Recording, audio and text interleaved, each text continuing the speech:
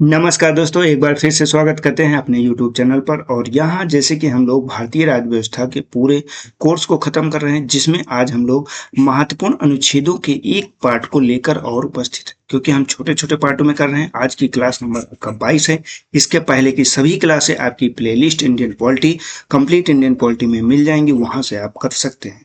जैसे कि अभी तक का हम लोगों ने जो है 213 आर्टिकल तक का पूरा कंप्लीट कर चुके थे। आज हमें 213 के आगे हाईकोर्ट के संबंध में जो भी चीजें हैं, उन चीजों को यहाँ पे करना है। तो इस चीज को हम आगे बढ़ाते हैं और इस चीज को देखते हैं कि कौन कौन सी चीजें आज हमारे लिए यहाँ पे खास हो जाती है। जैसे कि तो आप सभी बिल्कुल तैयार होंगे।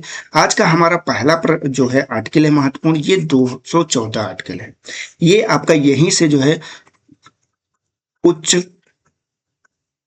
न्यायालय की शुरुआत होती है। हाईकोर्ट की यहीं से शुरुआत होती है।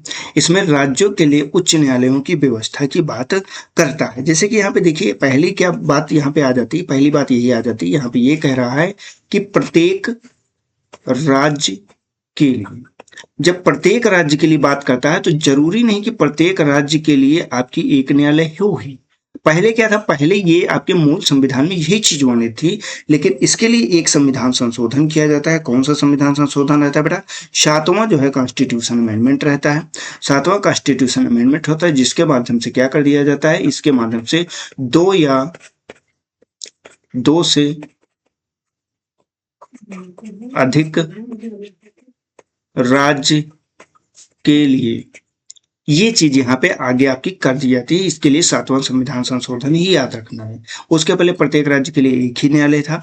वहीं पे सुप्रीम कोर्ट की अगर जिक्र करते हैं तो ये आपके लिए आर्टिकल संख्या 124 हो जाता है। इस चीज को यहाँ पे याद रखना है। अच्छा, हाईकोर्ट के मामले में दो तीन चीजें और याद रखनी, जैसे कि सर्वप्रथम जो आपकी हाईकोर्ट है, सर्वप्रथम हाईकोर्ट, इसका निर्माण कब किया गया था? तो इसका निर्माण बेटा 1862 में किया गया था। 1862 में कहाँ कहाँ पे किया गया था? तो इसके लिए आपको कलकत्ता याद रखना है, कलकत्ता याद रखना है, बम्बई याद रखना है, बम्बई और मद्रास।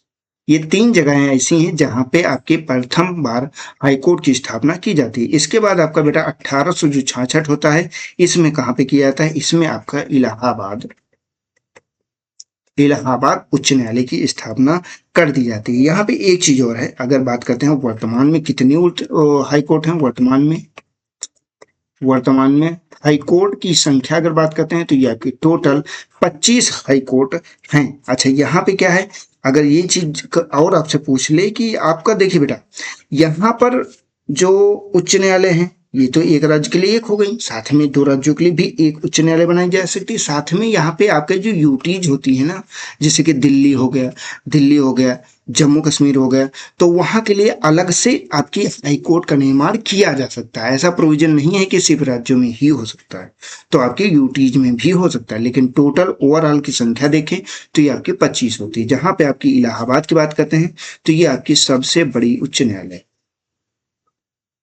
सबसे बड़ी हाईकोर्ट अगर पूछा जाए तो ये कौन सी है? ये आपकी इलाहाबाद हाईकोर्ट हो जाती है। चलते हैं हम लोग अपने अगले अनुच्छेद पे। अगला हमारा महत्वपूर्ण अनुच्छेद है अनुच्छेद संख्या 215।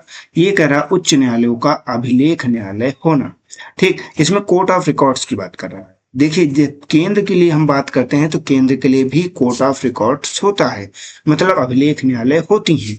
तो उसमें क्या है, आपका ये आपका 129 संख्या आर्टिकल हाई सुप्रीम कोर्ट के लिए हो गया, 215 आर्टिकल आपके लिए जो है हाई कोर्ट के लिए हो। कोर्ट ऑफ रिकॉर्ड्स का अर्थ क्या होता है?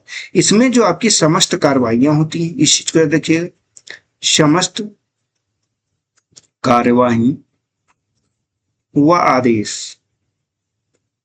वह आदेश क्या किए जाएंगे? संरक्षित किए जाएंगे, हमेशा संरक्षित किए जाएंगे और एक साक्ष्य के रूप में इनका प्रयोग किया जा सकता है। साक्ष्य के रूप में प्रयोग ये संभव है। इस चीज को यहाँ पे आपको क्या रखना है? याद रखना है। इसके साथ में एक चीज और, एक फैक्टर और आ जाता है कि अवमानना के लिए दंड देने की अधिकार है। अवमानना के लिए दंड देना, ये दोनों चीजें। अवमानना कैसी होती है, मतलब अगर कोर्ट का कोई आदेश है उसे अगर कोई नहीं मानता है तो वो आपके लिए अवमानना हो जाती है। तो कोर्ट के लिए अवमानना होती है, उसके लिए अलग से दंड की व्यवस्था आपकी सुप्रीम कोर्ट, आपकी हाई कोर्ट दोनों की दोनों कर सकती है। इस चीज को यहाँ पे आपको याद रखना है। तो अगले इंपॉर्टेंट आर्टिकल पे चलते हैं। अगला अनुच्छेद है अनुच्छेद संख्या 216। इस चीज को देख लेते हैं। क्या उच्च न्यायालयों के गठन के बारे में बात करता है। इसमें आपकी उच्च न्यायालयों के जो गठन है उसको दिखाया गया है। ठीक है, इस चीज को यहाँ पे याद रखिएगा। अगले अनुच्छेद पे चलते हैं। अगला अनुच्छेद हो जाता है 217। अब 217 में क्या चीज है, यहाँ पे उच्च न्यायालय के जो न्यायाधीश हैं इनकी नियुक्ति एवं उसके पदों की शर्तों के बारे में बताया कि जो हाई कोर्ट के आपके जज होते हैं इन जजों की नियुक्ति आखिर कैसे की जाएगी। वैसे जो सामान्यतः प्रक्रिया है ये कोलोजियम पद्धति ही को अपनाया जाता है। कोलोजियम पद्धति प्रणाली के माध्यम से ही जो है नियुक्ति की जाती है एवं उसकी पदों की शर्तें क्या है, उसे हाई कोर्ट में जो है क्या होना चाहिए, एक तो आपका जो है जुडिशियल पद पे रहा हो और साथ में या फिर आपका जो है क्या रहा हो, एक वकील के पद पर लगातार कार्य किया हो। तो ये सब उसके पद के लिए कुछ शर्तें होती हैं। इसी के साथ आगे बढ़ते हैं। अगला हमारा महत्वपूर्ण अनुच्छेद है। यहाँ तक बेटा आपको सारी चीजें क्लियर हो जा रही, ऐसा तो नहीं लग रहा है कि कोई चीज आपकी छूट रही है या कोई चीज आपकी अधूरी रह जा रही है। अगर ऐसा लग रहा है तो अभी हम लोग हाईकोर्ट को बहुत विस्तार से पढ़ेंगे। अभी तो ये सिर्फ इंपॉर्टेंट आर्टिकल का सेशन है। तो इसमें आर्टिकल संख्या 224 क्या कहता है, इसमें अपर एवं कार्यकारी न्यायाधीशों की नियुक्ति के संदर्भ में बताता है। जो अपर एवं कार्यकारी न्यायाधीश हैं, जैसे कोरम वगैरह नहीं पूरा होता है, कब आवश्यकता पड़ती है, कोरम के टाइम, कोरम के समय। क्योंकि देखिए कोरम बेटा सबके लिए है। जैसे कि आपकी कोई संवैधानिक पीठ है, आपके लिए सुप्रीम कोर्ट उस पर निर्णय ले रही, संवैधानिक पीठ के लिए 5 न्यायाधीशों की आवश्यकता होती, लेकिन उस मौजूदा न्यायाधीश 4 ही हैं। तो वहां पे क्या है, एक अतिरिक्त न्यायाधीश की आवश्यकता पड़ेगी जिसकी नियुक्ति की जा सकती है। और साथ में कार्यकारी न्यायाधीश की भी, अगर कोई न्यायाधीश उस समय रिटायर हो चुका है, वो पद खाली है, तो उसके स्थान पे एक अन्य न्यायाधीश की भी नियुक्ति बेटा की जा सकती है। इसलिए इसे आपके लिए यहाँ पे ये अनिवार्य हो जाता है। केंद्र के लिए क्या होगा, आपका आर्टिकल संख्या 127 जो कि सुप्रीम कोर्ट के संदर्भ में, और आर्टिकल संख्या 224 ये आपके राज्य के हाई कोर्ट के संदर्भ में आपका सही हो जाता है। क्लियर। इसमें क्या है, कौन नियुक्ति करता है, तो इसमें बेटा आपका राष्ट्रपति नियुक्ति करता है। इस चीज को याद रखिएगा, कौन करता है, राष्ट्रपति करता है। और किस कार्य के लिए करता है, तो आपको कार्य मैंने बता दिया है, लेकिन यहाँ पे नोट भी कर लीजिएगा, अस्थायी कार्य। अगर कोई अस्थायी कार्य की वृद्धि हुई है तो उसके लिए यहाँ पे नियुक्त किया जा सकता है। चलते हैं हम लोग अपने अगले महत्वपूर्ण अनुच्छेद पे। यह अनुच्छेद है 226। यह उच्च न्यायालयों को रिट जारी करने की शक्ति के बारे में बताता है। देखिए हाई कोर्ट हो या सुप्रीम कोर्ट, रिट जारी कर सकता है, पावर ऑफ रिट होता है। इसमें अगर केंद्र के लिए बात करते हैं, सुप्रीम कोर्ट के लिए बात करते हैं, तो वो आपका 32 आर्टिकल का प्रयोग करता है, ये मूल अधिकारों के संदर्भ में। लेकिन सुप्रीम कोर्ट को एक आर्टिकल और दिया गया, आर्टिकल संख्या 239। ये एक विशेष प्रकार की रिट होती है जो सिर्फ सुप्रीम कोर्ट को प्राप्त है। सुप्रीम कोर्ट चाहे तो एक विशेष तौर पे कोई भी रिट जारी कर सकती है। साथ में वैसे सामान्य तौर पे अगर बात करते हैं कितनी रिट होती हैं, तो रिट आपकी टोटल 5 प्रकार की होती हैं। ये चीज आपको याद होगा। अब 5 प्रकार कौन कौन से होते हैं, यहाँ पे पहला कौन सा होता है, पहला यहाँ पे बंदी प्रत्यक्षीकरण होता है।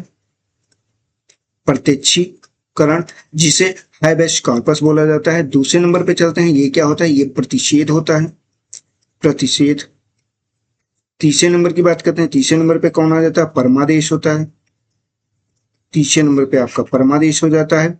चौथे नंबर की बात करते हैं तो आपका क्या आ जाता है, उत्प्रेषण आ जाता है, उत्प्रेषण आ जाता है। और 5वें नंबर की अगर बात करते हैं तो ये कौन सा आ जाता है, ये आपका अधिकार प्रेक्षा, ये आपका अधिकार प्रेक्षा होता है। तो टोटल इस तरह से आपको बेटा ये जो रिट होती हैं, ये रिट जारी कब की जाती हैं, ये तो एक सिंपल सा है कि अगर मूल अधिकार का उल्लंघन किया जाए, अगर मूल अधिकार का उल्लंघन हो जाता है, उल्लंघन पर, इसके अलावा कोई भी अगर विशेष बात होती है, विशेष स्थिति में भी आपका सुप्रीम कोर्ट व हाई कोर्ट इस प्रकार के रिट को जारी कर सकता है। इस चीज को यहाँ पे याद आप रखिएगा। तो चलते हैं हम लोग अपने अगले महत्वपूर्ण अनुच्छेद पे। यह हमारा अनुच्छेद है अनुच्छेद संख्या 231। ये क्या कह रहा है, ये कह रहा है 2 या अधिक राज्यों के लिए एक ही उच्च न्यायालय की स्थापना। जैसे कि अभी हम लोगों ने पहले पढ़ा था, क्या पढ़ा था कि एक राज्य के लिए, प्रत्येक एक राज्य के लिए एक उच्च न्यायालय होगी। लेकिन उसमें हमने आपको क्या बताया था, हमने 7वां संविधान संशोधन बताया था। वही 7वां 7वां संविधान संशोधन जो 1956 में हुआ, इसके माध्यम से क्या कर दिया गया, 2 या अधिक राज्यों के लिए एक उच्च न्यायालय की स्थापना की बात की गई। साथ ही में राज्यपाल के संदर्भ में भी यही बात लागू की गई कि राज्यपाल भी एक या अधिक राज्यों के लिए उच्च न्यायालयों के मतलब एक राज्यपाल को 2 राज्यों का राज्यपाल बनाया जा सकता है। इस तरह से इस चीज को यहाँ पे आपको याद रखना है, ठीक है बेटा। इसके अलावा यहाँ पे अगले अनुच्छेद पे चलते हैं। तो अगला अनुच्छेद देखिए आपका जो है अधीनस्थ न्यायालयों की बात करता है, जो कि आपकी जो है आर्टिकल संख्या 233 है। इसमें जिला न्यायाधीशों की नियुक्ति के बारे में बात करता है। ये सभी अधीनस्थ न्यायालय का भाग आ जाता है, जो कि इसमें आपके जो जिला न्यायालय हैं या फिर उससे सबॉर्डिनेट कोर्ट्स हैं, उन सभी का जिक्र यहाँ पे आता है। ये सब किसके अधीन होती हैं, ये सभी उच्च न्यायालय के अधीन होती हैं, उच्च न्यायालय के अधीन, ठीक, उच्च न्यायालय के अधीन होता है। यहाँ पे अगर बात करते हैं नियुक्ति कौन करता है, तो नियुक्ति यहाँ पे देखिए राज्यपाल के अधीन हो जाती है। अब यहाँ पे सारी चीजें राज्यपाल के अधीन हो जाती हैं। यहाँ पे हटाना हो जाता है, अगर हटाने की बात आएगी तब भी आपका राज्यपाल ही होगा, पदोन्नति करना होगा तभी आपका राज्यपाल ही करेगा। ये समस्त कार्य कौन करता है, ये समस्त कार्य आपका राज्यपाल ही करता है। तो वो भी किससे, ये राज्यपाल स्वयं नहीं करेगा, ये हाईकोर्ट के परामर्श के बाद करेगा, हाईकोर्ट के परामर्श के बाद। तो इस चीज को यहाँ पे याद आपको रखना है। तो बेटा आज का जो वीडियो था, आज के वीडियो में हम लोगों ने हाईकोर्ट को पूरा कर लिया है। जो अगला भाग हमारा है ये संघ एवं राज्य क्षेत्र का भाग है, जो कि हम लोग नेक्स्ट वीडियो में देखेंगे। तो आज के वीडियो में इतना ही लगते हैं, मिलते हैं नेक्स्ट वीडियो में। तब तक के लिए जय हिंद, जय भारत। आपका दिन शुभ हो। जाने के पहले हमारे चैनल को सब्सक्राइब कीजिए, वीडियो को लाइक कीजिए और अधिक से अधिक अपने दोस्तों को शेयर कीजिए। अगर आपको कोई दूसरा कंसर्न है, कोई दूसरा वीडियो चाहते हैं, कोई इन्फॉर्मेशन चाहते हैं, तो आप कमेंट सेक्शन में लिखें या फिर हमारे टेलीग्राम चैनल पर मैसेज करें। मिलते हैं नेक्स्ट वीडियो में, तब तक के लिए नमस्कार।